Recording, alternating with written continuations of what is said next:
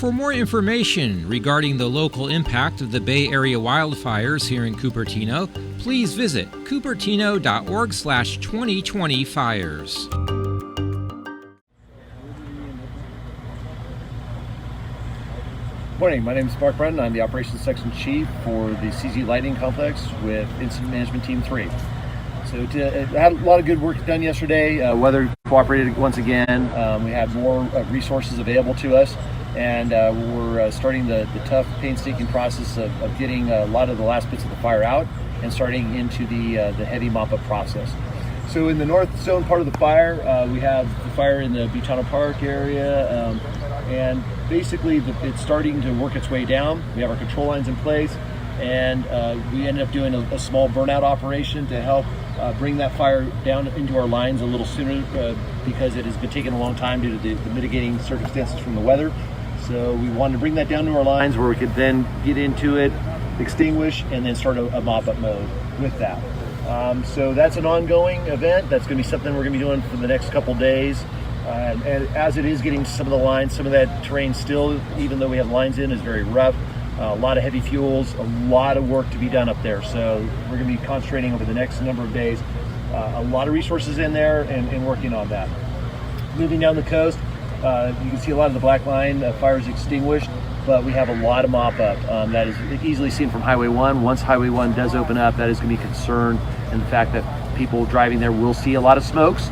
They're going to be well interior of the burn, which we don't have any concerns with those flaring up and creating more fire issues with us. It's just going to be more of a nuisance, and until we can finally mop all that up, they're going to be visible, and that's throughout the entire fire. And that's going to be something that although people are going to be concerned with, it really isn't concerned as far as the spread of the fire elsewhere or spotting outside of the lines or anything of that nature. It's just going to be a long, painstaking process to clean all that out. Yesterday were able to repopulate Davenport. That's great news. Those people are getting back in there.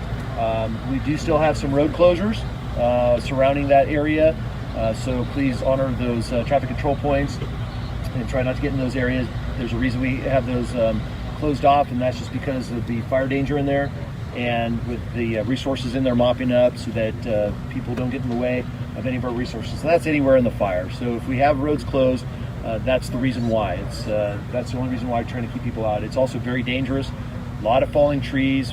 Been almost 2 weeks that we've had this burning conditions, and those trees are weakened and they're falling down, and they're causing a lot of safety concerns, as well as a lot of the ash pits that exist for a variety of reasons, the stump holes and so forth that have burned. And we have a lot of hot material, and you may not see it, think you're walking on solid ground, and now you're into this hot pit of ashes, and can create severe burns. So we really are concerned with people getting into those areas. But areas that we have okay to repopulate, we're letting people back in, and they're getting back to normal life. Felton is another community yesterday that we repopulated. So we will continue to repopulate throughout the coming days. It may be at a little bit of a slower process than we've done in the past few days because we're starting to get into areas that still have fire effects to them, and as soon as we render that safe, we'll get people back home. Move up the Highway 9 corridor. Again, there's good line that we're establishing in behind those communities. It's a painstaking process due to the steep topography again, the heavy fuels that I've mentioned time and again, working around those homes. It's just a long, painstaking process, but we have a lot of line put in. We have it what we call plumbed, which means we have hose line running through there so that when we get to those hot spots, we can extinguish them thoroughly. And then we are experiencing some of the slop overs. The fire where it's crept and burned beyond our line, because again, that heavy material on the forest floor, and then the root system's burning through. So with that in mind, we are patrolling it constantly. When we do find those, we're extinguishing those, but it is going to be a long, painstaking process that we're going to see time and again, especially as the weather gets hotter and drier. We're expecting, with our updated weather from our incident meteorologist, that about Wednesday to Thursday, that's really we're going to see the big change in the weather. We're going to see a change in the winds, which are currently right now kind of an onshore flow south, moving this way, and hence the smoke that we're seeing in some of the communities north of the fire.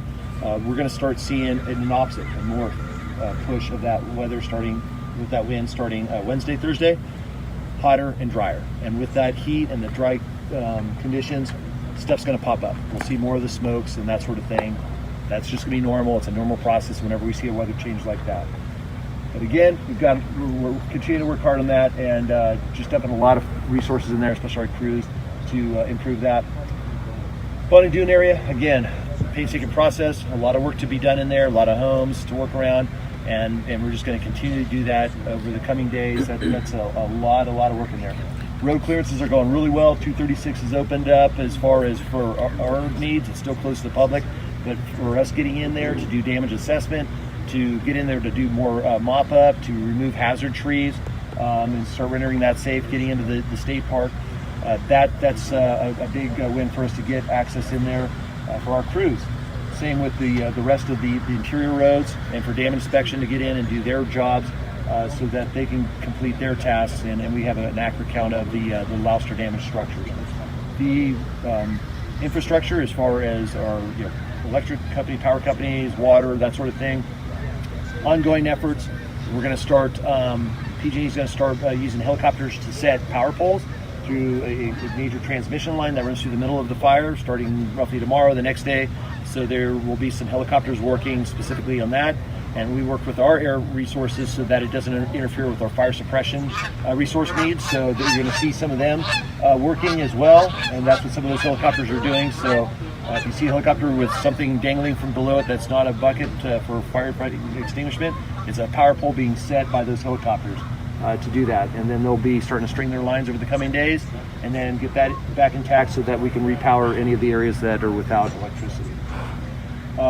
Mentioning our air program once again, we've been having every day for the past few days significant marine influence, so it has reduced the amount of time our aircraft can fly. About noon, 1, 2, 3 o'clock, we're seeing they are clear. Our aircraft are flying to the maximum they can fly during that period of time, dropping a lot of water. A few days ago we had 265,000 gallons that we were dropping a day. We're down now to about half that, so we're taking advantage of that when we can. And we're flying those to the maximum possible when that opportunity exists. So that's pretty much what we've got as far as the round robin of the fire, where we're sitting today.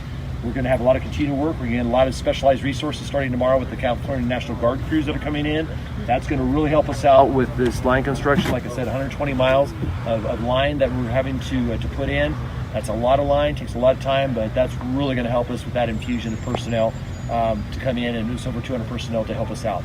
So looking forward to that. Can you speak specifically about Waterman Gap Loop, which is in Boulder Creek? Waterman Gap Loop is, it is in Boulder Creek, so we do have a lot of work in there. Again, due to the topography, the fuels and so forth, that's why there's probably questions, hey, why can't I get back in? And that sort of thing. It's an access point for our crews and resources. So because of that, and because a lot of these roads are very narrow and tough to get into, we really aren't repopulating some of these areas because of that. So although that you might have, in some circumstances, right across the highway, some neighbors that are repopulated and you're not, it's not that we're intentionally trying to keep you out for any other reason, simply than for the safety element, and then for our personnel to be able to complete their work. Once their work is complete, we render it safe, we will be opening those areas up. I just can't give you an exact time frame when that will be. For more information regarding the local impact of the Bay Area wildfires here in Cupertino, please visit cupertino.org/2020fires.